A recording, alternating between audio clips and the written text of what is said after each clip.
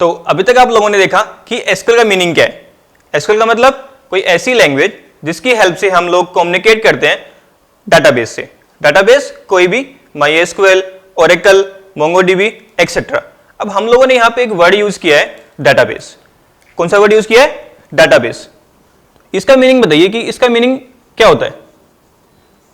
Database का मतलब बताइए, आंसर। कोई भी डाटा देखते हैं। डाटा का मतलब किसी भी तरह की कोई भी वैल्यू कोई भी हो सकती है। जैसे हमने बोला एक नेम, या फिर कोई रोल नंबर, या फिर कोई इमेज।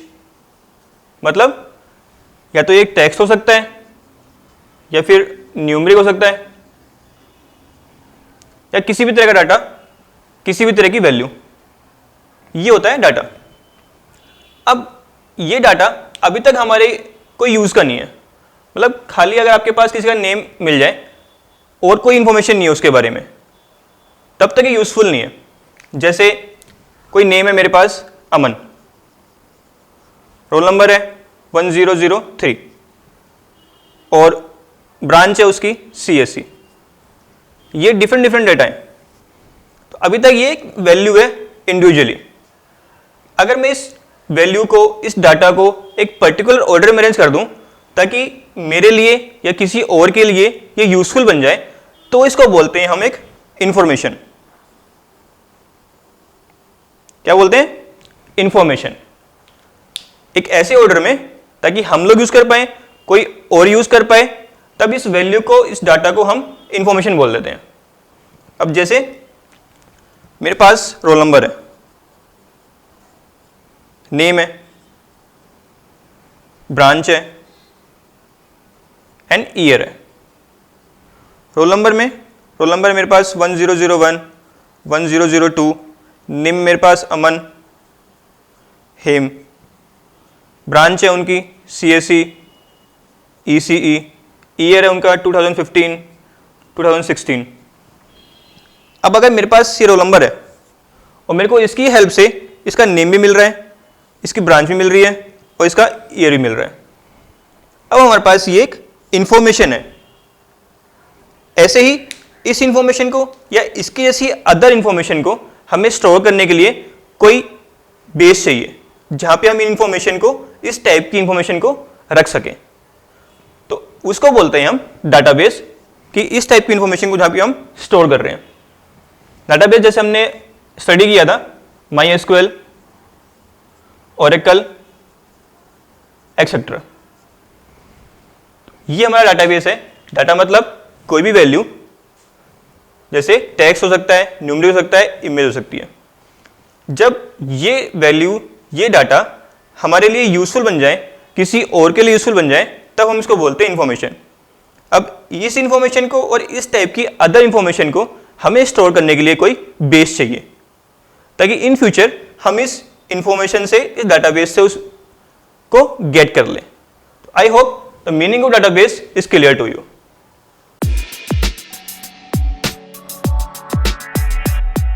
तो अभी आप लोगों ने देखा कि डाटाबेस का मीनिंग क्या होता है। अब आप लोगों ने एक टर्म और भी सुनी होगी, कौन सी? DBMS। पक्का आप लोगों ने कहीं ना कहीं पे या तो कहीं स्टडी किया होगा या इसके बारे में कहीं पढ़ा होगा। तो बताएंगे कि इसका मीनिंग क्या होता है? पक्का पढ़ा होगा यार। ठीक है, मैं बताता हूं। जैसे अगर फुल फॉर्म देखते हैं इसकी, DBMS की, तो ये होता है database management system. DBMS stands for database management system.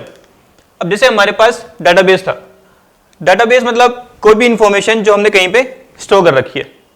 Okay, अब मेरे को इस डाटाबेस पे कुछ ऑपरेशन परफॉर्म करने हैं हमें। ऑपरेशन मतलब जैसे ऐड करना, डिलीट, सर्च, ये कुछ ऑपरेशन है वो हमें परफॉर्म करने हैं इस डाटाबेस में। अब DBMS ऐसा सिस्टम सॉफ्टवेयर है जो हमारी हेल्प करता है डाटाबेस को मैनेज करने के लिए। जैसे कि इसके M स्टैंड्स है मैनेजमेंट के लिए, जो कि हेल्प कर रहा है हमारी ऑपरेशन मैनेज करने के लिए, क्रिएट करना डाटाबेस को, इंसर्ट करना, अपडेट करना एंड एक्सेट्रा। तो DBMS is a system software which will help to manage the database, और we can also say DBMS एक इंटरफेस है डाटाबेस में और यूजर में।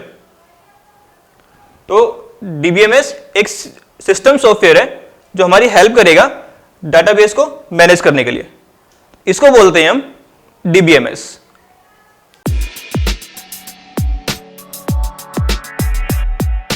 तो अभी आपने देखा डाटाबेस, DBMS एंड आप लोगों ने एक टर्म और सुनी होगी RDBMS। कौन सी? RDBMS। इसका मीनिंग बताएंगे कि RDBMS क्या होता है? नहीं पता?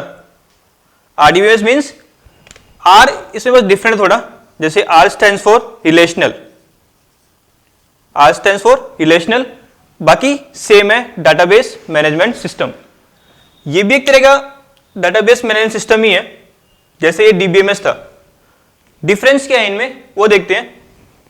DBMS versus RDBMS। DBMS जो है ओल्ड टेक्निक यूज करता है नेविगेशनल मॉडल की। कौन सी? Navigational model. RDBMS जो है वो यूज करता है रिलेशनल मॉडल। अब इन दोनों मॉडल में डिफरेंस क्या है? जैसे हम लोग यहां पे अगर दो टेबल यूज करते हैं, एक टेबल है मेरे पास, इसमें कुछ इंफॉर्मेशन है, यहां पे user ID, name and address. एक टेबल और है, उसमें कुछ इंफॉर्मेशन है, phone number, hobbies and company name. अब यहां पे इन दोनों टेबल्स में आपस में कोई रिलेशन नहीं है। ओके, इन केस अगर ये यूजर आईडी यहां पे होती भी, तब भी यहां पे relation between in two table possible नहीं था। सेम केस अगर यहां पे देखें हम, एक कॉलम में इसमें यूजर आईडी का, name and address. Second table में क्या है? Phone number, hobbies and company name. जैसे यहां पे ये की एक प्राइमरी की, और यहां पे भी अगर यूजर आईडी होता तो उसको हम बोलते हैं फॉरेन की। अब यहां पे दोनों टेबल में रिलेशन पॉसिबल हो पा रहा है यूजिंग प्राइमरी की एंड फॉरेन की। DBMS अगर हमारे पास डाटा थोड़ा कम है तो हम वहां पे प्रेफर करते हैं DBMS। RDBMS डाटा अगर ज्यादा है, डाटा लेस है या ज्यादा है, दोनों के लिए कॉमन है, मतलब काम हो सकता है RDBMS में। DBMS की जो स्पीड है वो थोड़ी स्लो है, अगर हम कंपेयर करें RDBMS से तो इसकी स्पीड थोड़ी फास्ट है। कुछ डिफरेंसेस थे DBMS में एंड RDBMS में। जैसे यूज करता है नेविगेशनल मॉडल, ये यूज करता है रिलेशन मॉडल। इनका मीन्स कोई रिलेशन नहीं होता टू टेबल्स में, चाहे वहां पे कॉलम नेम भी सेम हो तब भी नहीं होगा। यहां पे अगर दो टेबल्स हैं तो इनमें कोई रिलेशन होगा यूजिंग प्राइमरी की एंड फॉरेन की। कीज इसमें और भी होती हैं, जैसे कंपोजिट की, और भी कीज हैं जो हम आगे फर्दर स्टडी करेंगे। फिर इसकी जो स्पीड है DBMS की, कंपेयर करें RDBMS से तो थोड़ी स्लो होती है। इसको हम यूज करते हैं डाटा, अगर हमारे पास थोड़ा ज्यादा डाटा है उस केस में, डाटा कम है तब भी यूज कर सकते हैं RDBMS को, लेकिन DBMS कम डाटा के लिए यूज होता है।